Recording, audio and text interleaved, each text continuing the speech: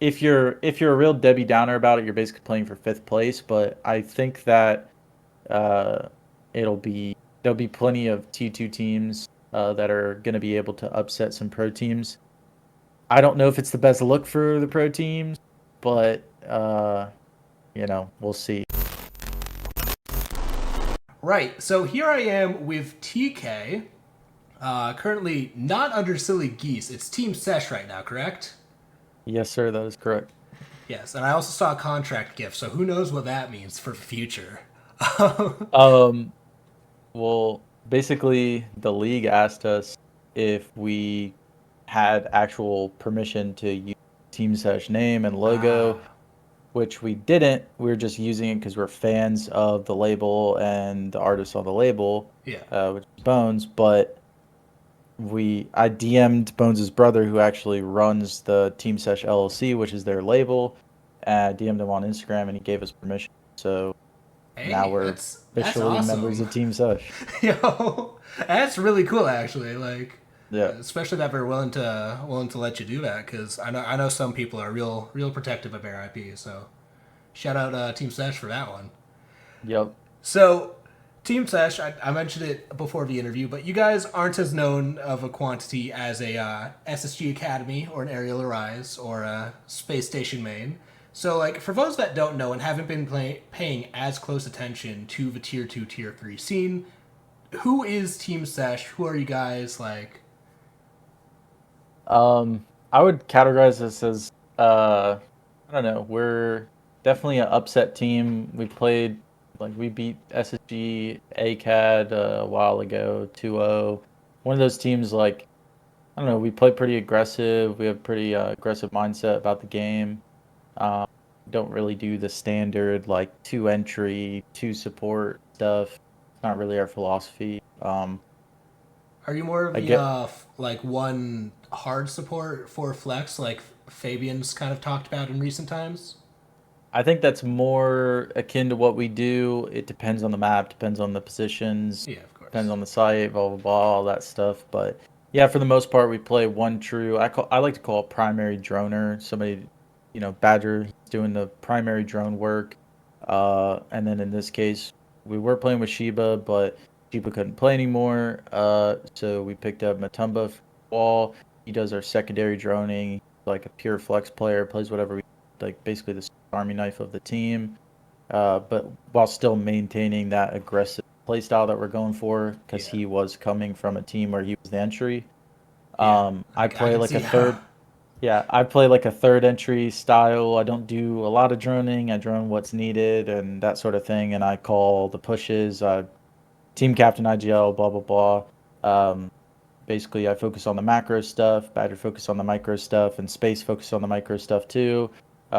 Space is sort of like our second entry lurk style player, very aggressive player, very independent player, very smart player who Yeah. can generate picks on the map, generate pressure for us, and then Poker's kind of like our sentry turret. He's our, you know, guys here, go kill this guy. You send Poker. He's our silly little goose.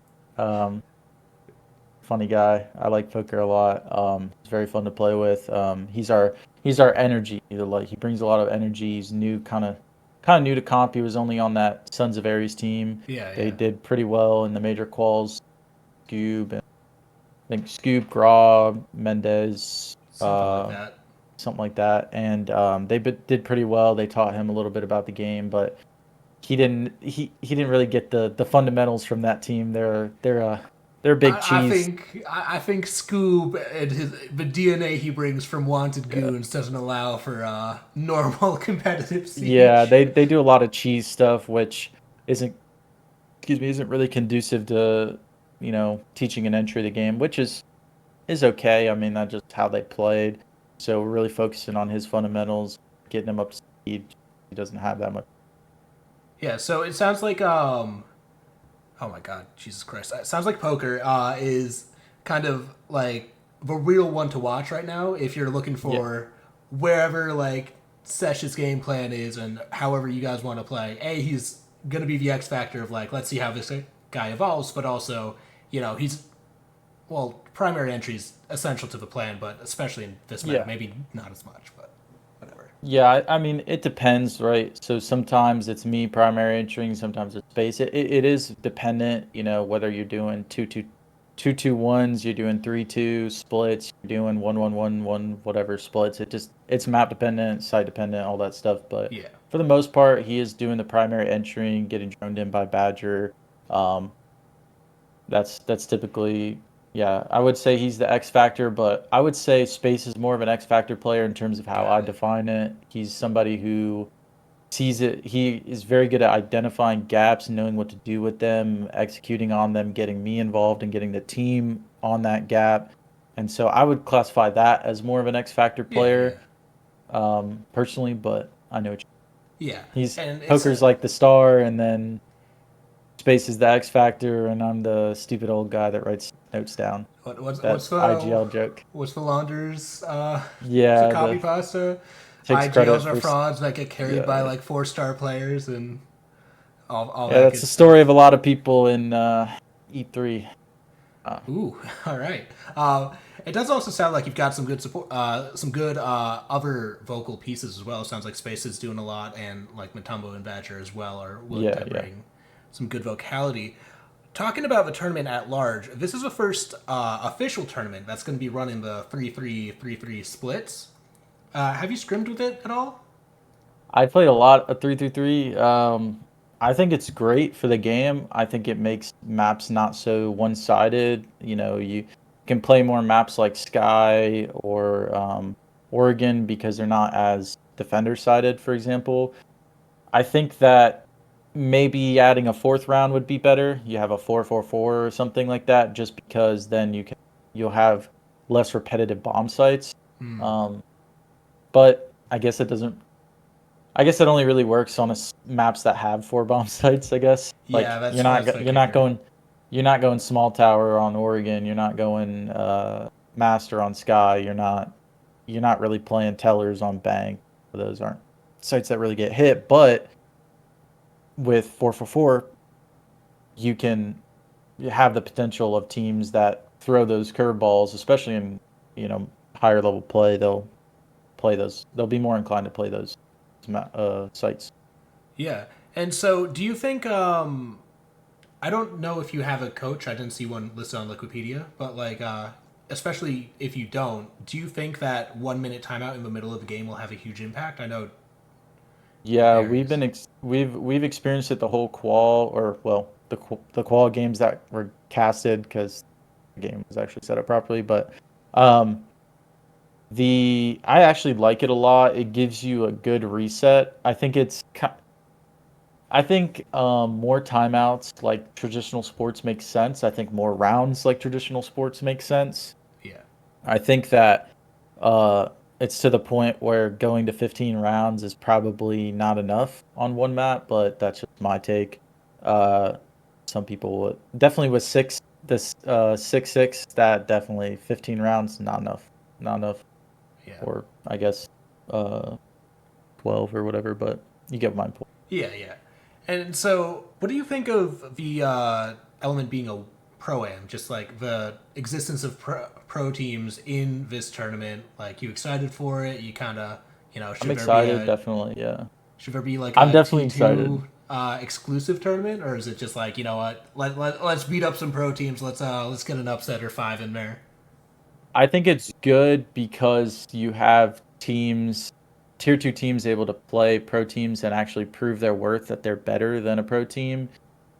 I think that it kind of gets into the weeds of like as a pro team, you shouldn't really be losing. You have like 10 support staff and scrim 9 to 5 and stuff like that. Like you Yeah, get into those weeds. Not to say that any team is perfect. You obviously have an off day and that sort of thing, but then if you're beating a pro team because they had an off day, are you really better than, you know what I mean? It opens up a can of worms. So yeah, I think it's nice that they did the booster for amateur teams. I think that's a nice way to motivate people to, step up their game.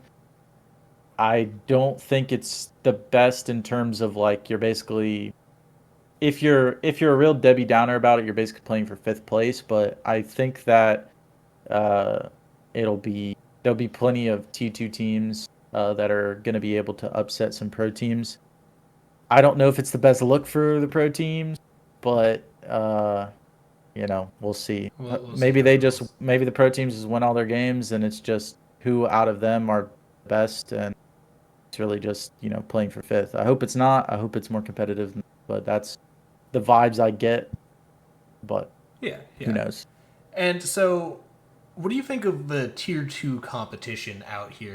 We know Makers is pretty strong. Aerial Arise is back at it again, as always. Got like SSG Academy and all those guys. Like, what do you think of the tier two competition of everyone who's qualified or was invited?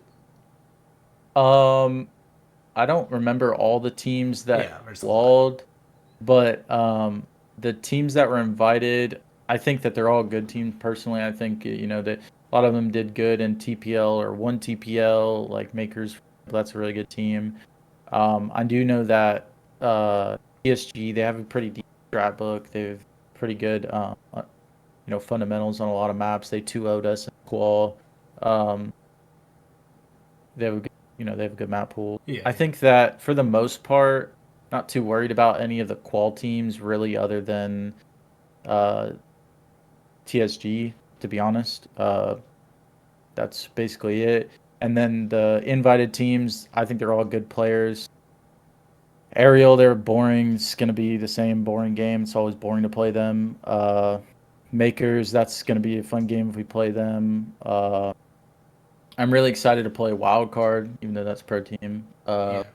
Just because scrimmed those guys in the past couple times, and it was interesting. So I like to see They are how that also goes come the game day. only they are also the only pro team that is in the Swiss stage, if I was reading the format correctly. Which I don't really know how it works, to be honest with you. I haven't looked into it. I haven't really time. I just yeah, played the qual and qualled, and here I am, yeah. Well, I mean, what it means is that that matchup against Wildcard is more than likely in the first phase of the tournament. which is good. Hopefully, I play them, Yeah, get yeah. it out of the way. And so, are there any teams that you really want to face? Any frenemies that you'll I'd like to always beat like playing JJ's team against? again. JJ. I'd like to beat JJ's team again. Uh, that's always a boring game. Just roll over him. That'll be easy. Uh, I think it's always fun to play Bryce Brios. I like playing Ariel because they're a good, tough opponent. They play a very I think they play boring Siege personally, but I think it's a good game that they do play. Like it's a very fundamental game. Um, uh, and they're a team that's a challenge to beat, and I like challenges. Yeah, SSG have got a lot of buddies on that team. They're fun to play. SG ACAT in the main roster, right? yeah. Um, so those would be fun games. I mean, I'm looking forward to every game we play. I'm looking forward to playing. Look forward to proving that we can beat these teams that sleeping on us. Yeah. And so, what do you think of the new meta? Because, Shields talk of the town since Manchester, but, there's barbed wire Broken. changes, there's all these different changes, the Solus nerf. What are your thoughts on the meta and how it's going to play out? Like, does it help you? Does it hurt you?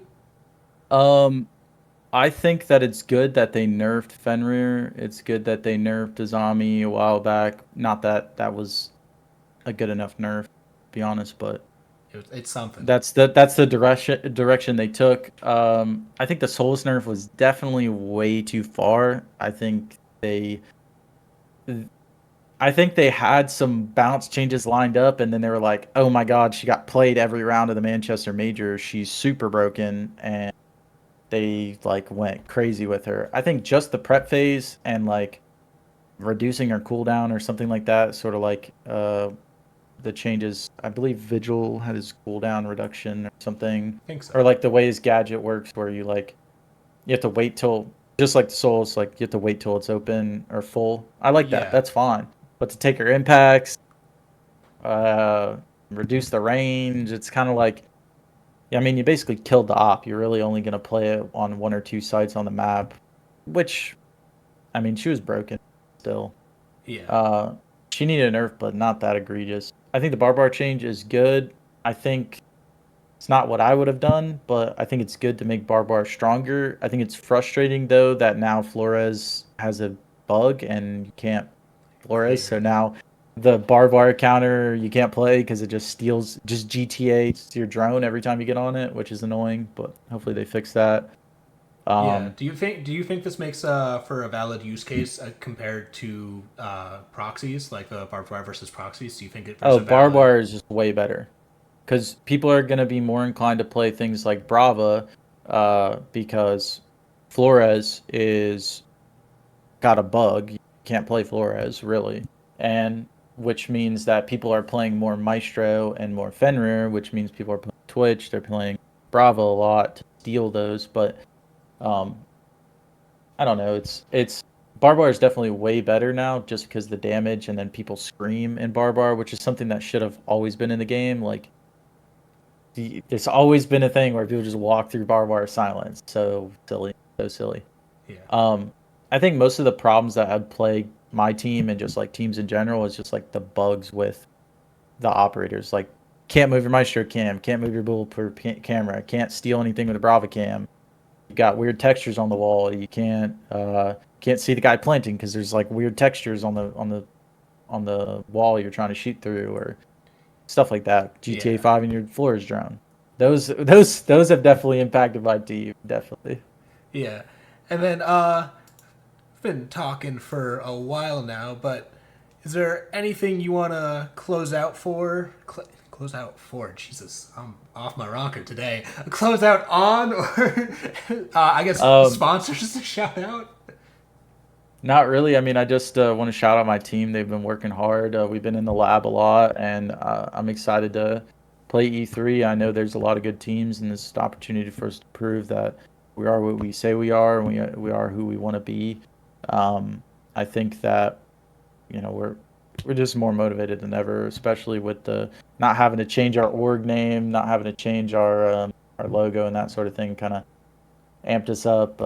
Big win Yeah. well as obviously qualifying. Won our seeding match. That was fun. Running out on Yams. Did you see that? I did not get to catch the calls. No, Uh, I was working. I'll keep it tech for people that didn't see their run out.